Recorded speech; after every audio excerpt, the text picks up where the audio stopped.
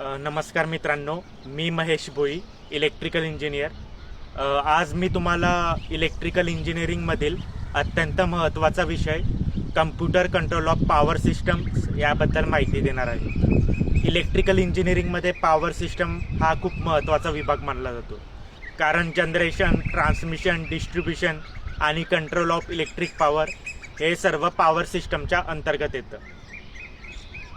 आजच्या आधुनिक electrical engineering क्षेत्रात मोठमोठे power plants, substations, transmission networks आणि स्मार्ट ग्रिड यांचे नियंत्रण करण्यासाठी कम्प्युटर कंट्रोल सिस्टमचा वापर केला जातो. Need of computer control of power systems. मित्रांनो, इलेक्ट्रिकल इंजिनिअरिंगमध्ये पॉवर जनरेशन आणि लोड डिमांड हा सतत बदलत असतो. तर कधी रेसिडेन्शियल लोड वाढतो. अशा परिस्थितीमध्ये संपूर्ण इलेक्ट्रिकल पॉवर सिस्टम स्टेबल ठेवणं खूप महत्त्वाचं असतं. पूर्वी पॉवर सिस्टम मॅन्युअली कंट्रोल केलं जात होतं, परंतु आजच्या विशाल इलेक्ट्रिकल नेटवर्कमध्ये मॅन्युअल कंट्रोल हा पुरेसा नसतो. म्हणूनच कम्प्युटर कंट्रोलची गरज निर्माण झाली. कम्प्युटर कंट्रोलमुळे रिअल टाईम मॉनिटरिंग करता येते, फॉल्ट लगेच डिटेक्ट करता येतात, इलेक्ट्रिकल पॉवर लॉसेस कमी होतात, ग्रिड स्टॅबिलिटी मेंटेन करता येते आणि संपूर्ण इलेक्ट्रिकल पॉवर सिस्टम हा रिलायबल बनतो. आज प्रत्येक आधुनिक इलेक्ट्रिकल इंजिनिअरिंग बेस पॉवर स्टेशनमध्ये कम्प्युटर आधारित मॉनिटरिंग आणि कंट्रोल सिस्टमही वापरले जातात. एनर्जी कंट्रोल सेंटर किंवा लोड डिस्पॅच सेंटर. आता आपण इलेक्ट्रिकल पॉवर सिस्टममधील महत्त्वाचा भाग म्हणजेच एनर्जी कंट्रोल सेंटरबद्दल पाहूया. यालाच लोड डिस्पॅच सेंटर असेही म्हणतात.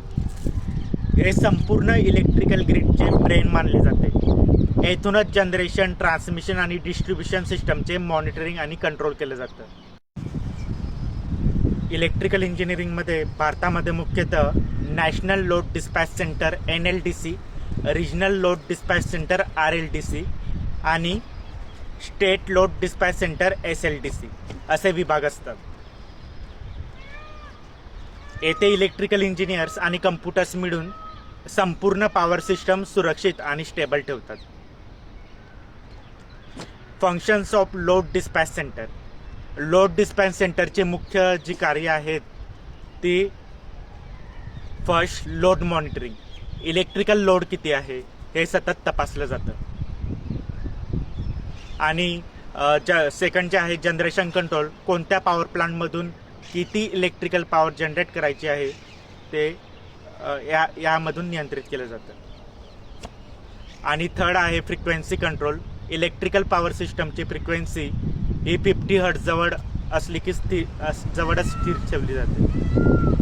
फोर्थ आहे इकॉनॉमिक ऑपरेशन. कमीत कमी खर्चामध्ये जास्तीत जास्त एफिशियंट इलेक्ट्रिकल पॉवर सप्लाय हा दिला जातो.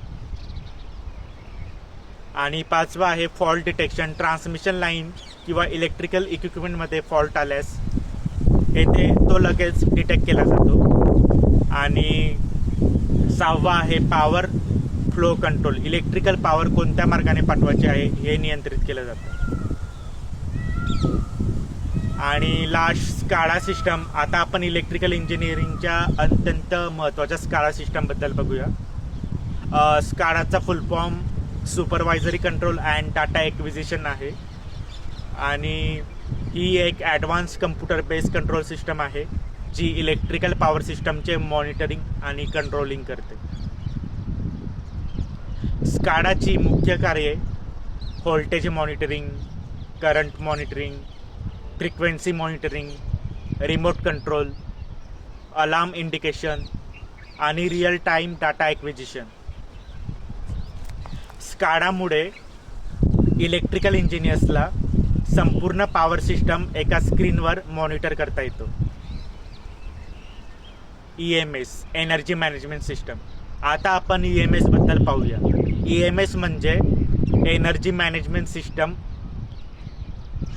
हे स्काडापेक्षा अधिक advance electrical engineering control system आहे.